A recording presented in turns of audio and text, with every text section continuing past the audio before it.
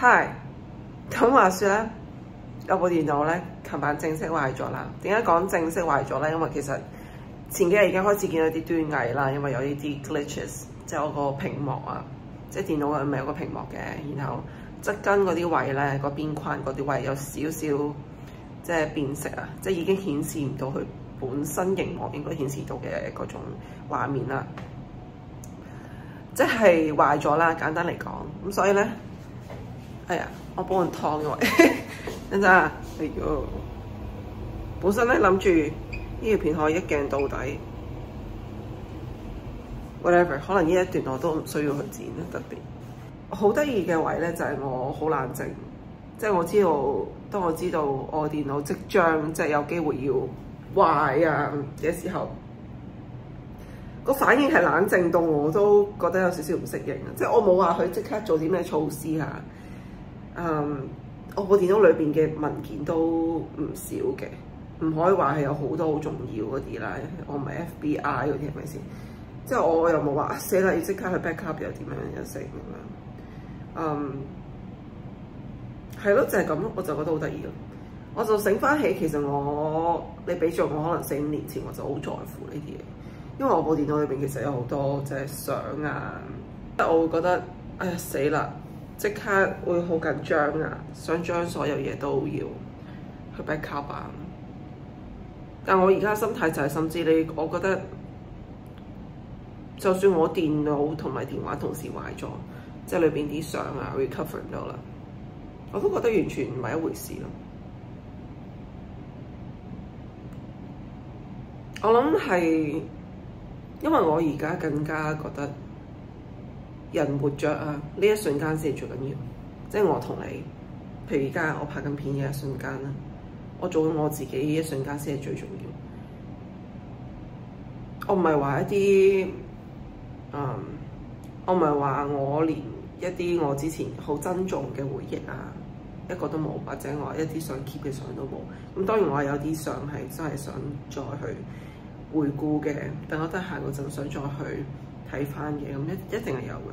每個人都有呢啲回憶，但係我想講嘅係，我已經冇以前嗰種太過於在乎於過去嘅一啲回憶。我覺得嗰一瞬間係好美好，但係嗰一瞬間過咗去，逝去咗啦已經。無論我點再睇翻啲相啊，最好嘅一個瞬間都係屬於佢嗰個時間，即係屬於佢過往嗰 version 嘅我自己，嗰 version 嘅對方，嗰瞬間個 moment 最美好個 moment 都係發生喺過去，即係你唔能夠話睇翻幅相啊，我就擁有翻個 moment 咯。我覺得相只係一個媒介，等我哋去或者係一個 proof， 等我哋知道哦呢件事真實發生過，或者我諗翻起呢件事，我都覺得有少少即係好想翻去嗰個 moment 去感受翻咁樣，純粹係咁樣。而呢啲相嘅價值對我嚟講，近乎係零咯。我可以咁講，即係我覺得呢啲都係身外物啦。首先，同埋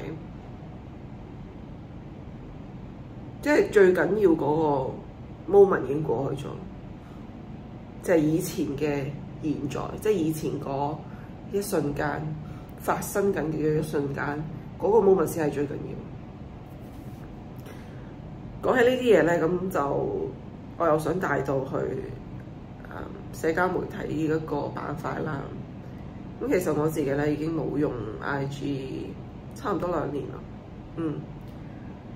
咁我知道我亦都係一個少數嘅群族啦，喺個社會唔用 IG 嚇。咁你平時做乜嘢？即係好多人都會問我。即係而家啲尤其係年輕一輩啦，都唔年輕啦，其實90後、00後咁樣。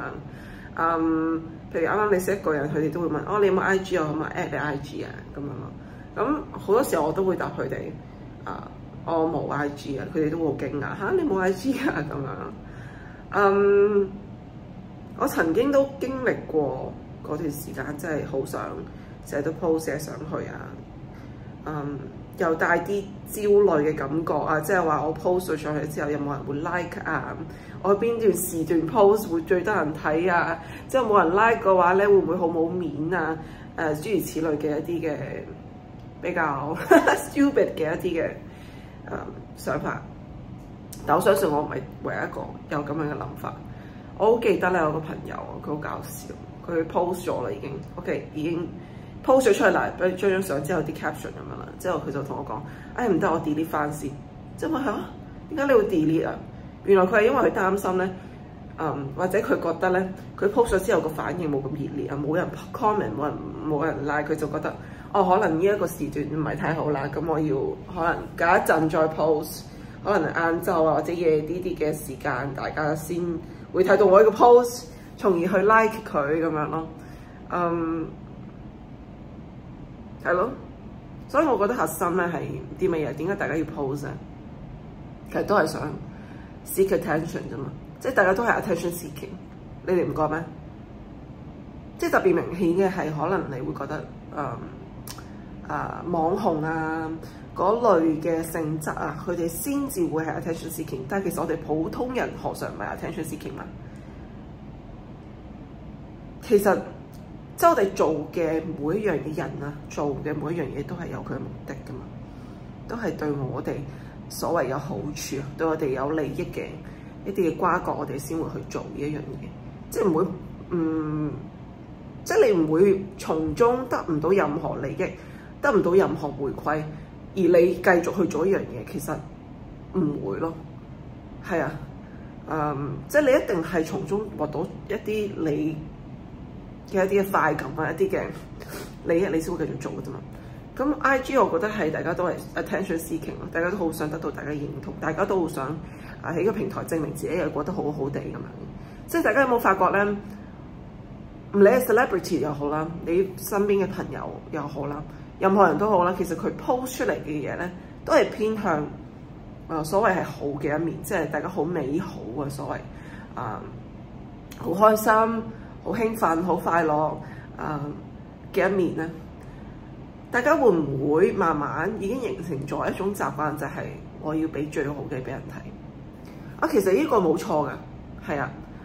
但係會形成一種咧，就係你覺得咧，慢慢開始覺得點解人哋過嘅生活會比我自己過嘅生活好咁多咧？點解我見親人哋 post 都係啲好食嘅嘢去旅行，同男朋友女朋友好似好恩愛咁樣咁，但係人哋唔會將唔好嘅一面 post 出嚟噶嘛？即係我諗大家呢個道理我講出嚟嘅時候，大家都唉，我都知啦，我唔知咩？但係當你放棄社交平台呢個世界，其實佢相等於係另一個平行時空啊！即係我想咁樣去形容佢，係一個另外嘅一個世界，根本就同我哋現實生活中係唔同嘅。你可以當佢係一個另一個真實嘅世界又好，點都好。總之佢係一個同我哋現實生活中同人交流嘅嗰種方式啊，嗰種世界同我呢個真實世界係唔同㗎啦。甚至乎我而家錄緊片啊，呢一種方式，亦都係另一種同你哋去連結嘅一種方式，係咪啊？所以就算大家好明白，每個人都會有一啲好難過嘅時刻，或者好難熬嘅時段啊，一啲嘅片刻都好。但係放喺網上，當你長期被灌輸一種大家都係過得好好嘅一種 message 嘅時候，你其實慢慢咧，你唔會知道，你分唔清楚啦，你會麻木啊。即係你會不停，即係喂，你擘大個口咁之後，人哋不斷咁餵食你一啲同一個方向嘅一啲嘅視頻或者一啲嘅 message 嘅時候，你就會慢慢覺得原來即係仲更加去 realize 到自己生活上唔好嘅地方咯。即係冇對比就冇傷害嘛，成日講呢句係咪？香港人好中意講冇對比冇傷害。咁但係 IG 個平台就係瘋狂咁對比，瘋狂咁傷害自己。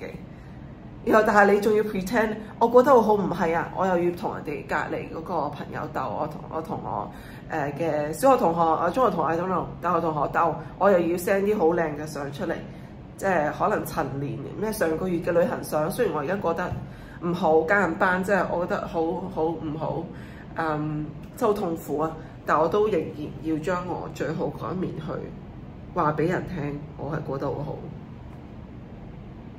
所以個核心就係 attention seeking，亦都係因為點解，就係亦都係點解我已經唔用呢個平台，因為我覺得係好 toxic。